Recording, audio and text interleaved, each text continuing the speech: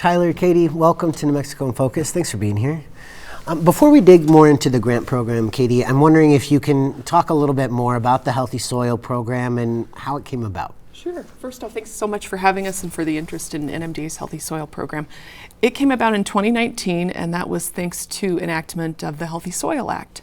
So the Healthy Soil Act names 5 soil health principles, and because they're kind of abstract, I brought along some props. Some trusty props. I brought That's some props great. to help Love to try hear to it. make concrete the principles that are really at the heart of the Healthy Soil Act, because they in turn are at the heart of our program, the Healthy Soil program at NMDA. Great. Well, let's hear it. All right. So the first principle of soil health, I brought that as an extra, so Tyler, that goes home with you, is to keep the soil covered.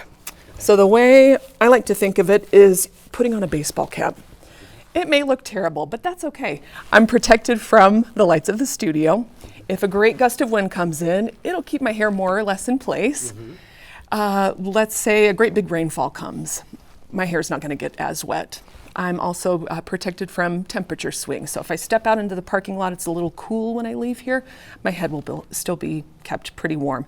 So that's soil health principle number 1, is to keep the soil covered, ideally with something living, but mulch works as well. Okay, so keep it covered. Keep it covered. What else? So soil health principle number 2 is to minimize disturbance on cropland and to minimize external inputs. I'm a simple person. I just looked around my house for my props, but this is what I would point to as a way of showing disturbance. So when I get home this evening, I'm going to clean my face with this little sponge.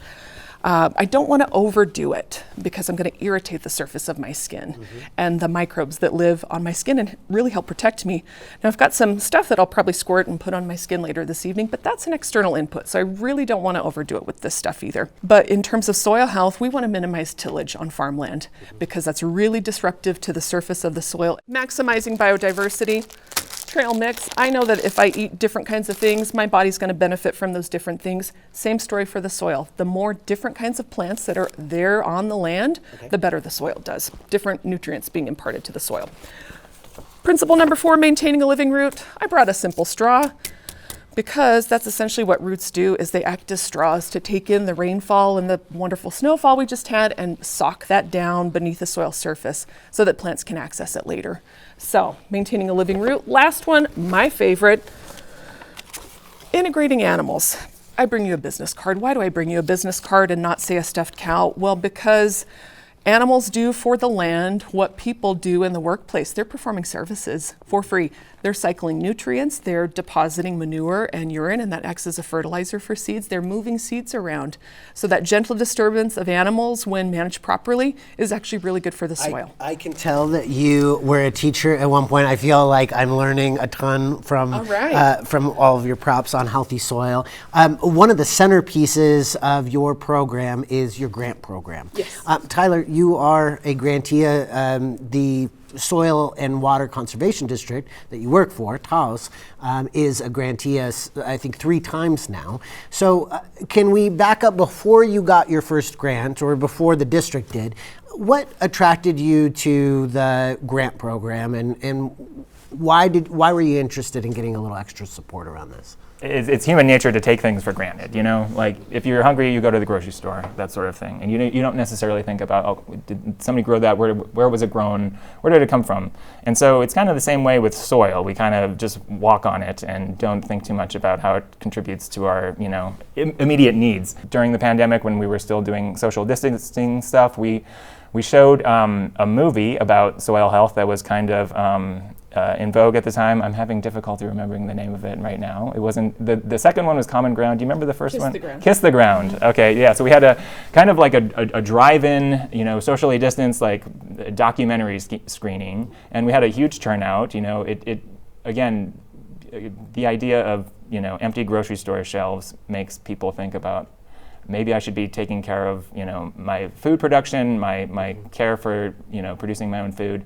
And, so we felt that there was like some energy there surrounding that, and we wanted to move away from just like being aware of something to actually doing something about it. And you don't have to be a public entity like the one that Tyler works for to apply, right? Who qualifies for the grants? Yeah, so you key in on something important. We have two applicant types for our grants, and the first is eligible entities. So that's inclusive of our soil and water conservation districts, but it's also inclusive of the state's tribal governments, of the state's acequias, of the state's land grants, Cooperative Extension Service.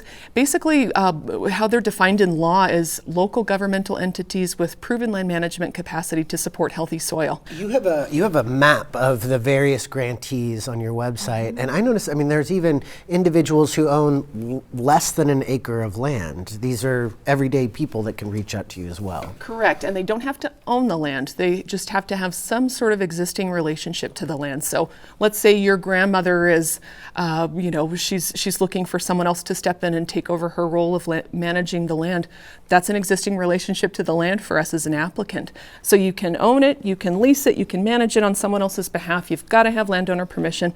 But you're right, we'll take projects measured in square feet, just so long as the financial request associated with that grant is commensurate with the amount of land being treated ultimately. And Tyler, your district received the grant in 2022, 23, and 24. Reading through the project descriptions for those, it looks like all three of those projects incorporated a practice called cover cropping to some extent.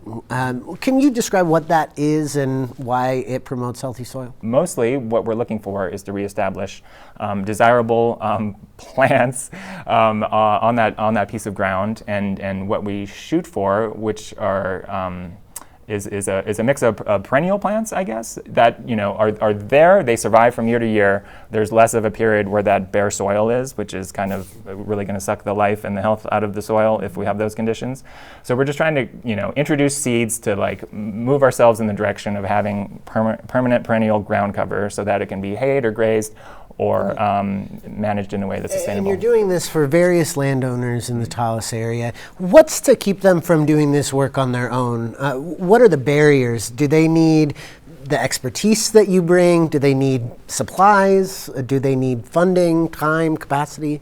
Why do they need your support in doing that work? I think all the above. So one of the things that we've noticed that's been successful is that, well, I guess success tends to breed more success.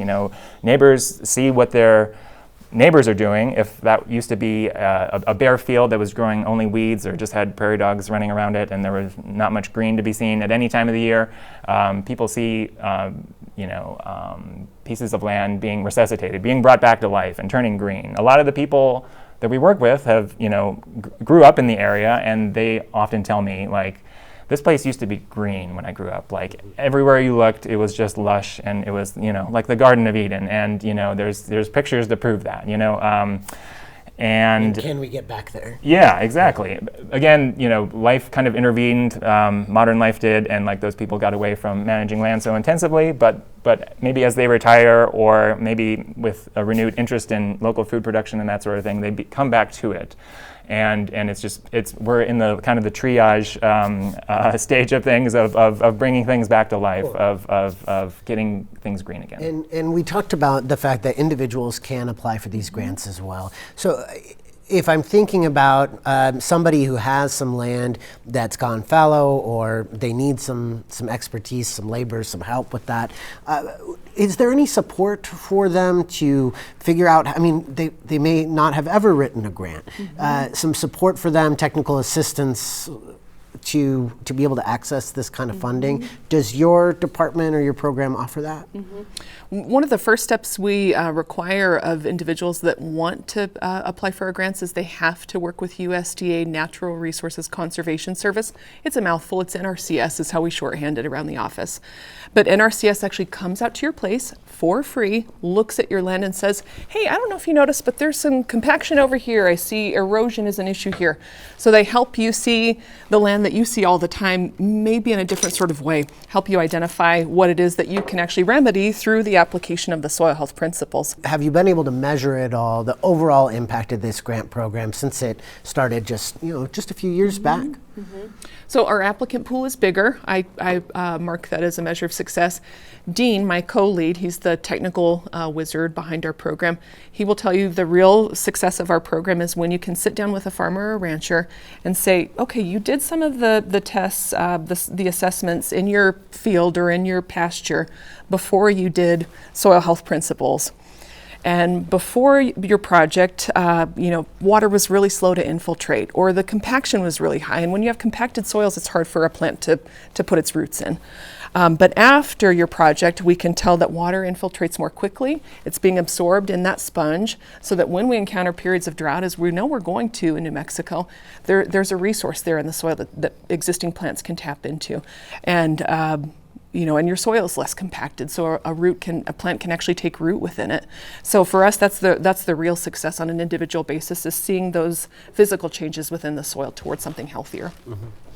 Tyler, I do notice you have a few toys in front of you as well. I want to give you just a quick chance to talk about what those are used for. What do you have? This right here is called an infiltration ring, and what this does, we pound this into the ground with a little sharp edge. Yeah, I appreciate that you brought some soil to the conversation. Yeah, we did. It's under my fingernails on everything we use.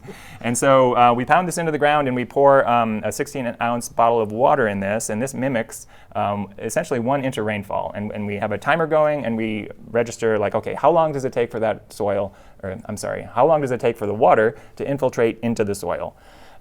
In a fully functioning green, lush pasture, that's going to take like 5 seconds. It's, again, when Katie talks about the soil ideally being a sponge, that's how a sponge works, right? If we poured it into a sponge, it would just soak it right up, and that's how we want soil to function. In the most extreme cases, which I wouldn't have believed unless I was out there with the timer and watching it kind of slowly go into the soil, it's taken over half an hour for that inch of rain to penetrate the most sun-baked, adobe, lifeless, barren soil surface, that we regularly encounter out there. And so if the walls of this ring weren't there, obviously that inch of rain would just run off the landscape, taking soil with it, eroding it, and just creating a vicious cycle that is really hard to get out of unless you really do something to address it. Right. Thank you both so much for talking about what is healthy soil, but also about the resources that are available to folks who want to improve theirs. Katie, Taylor, thank you. Thanks for having us. My pleasure. Appreciate it.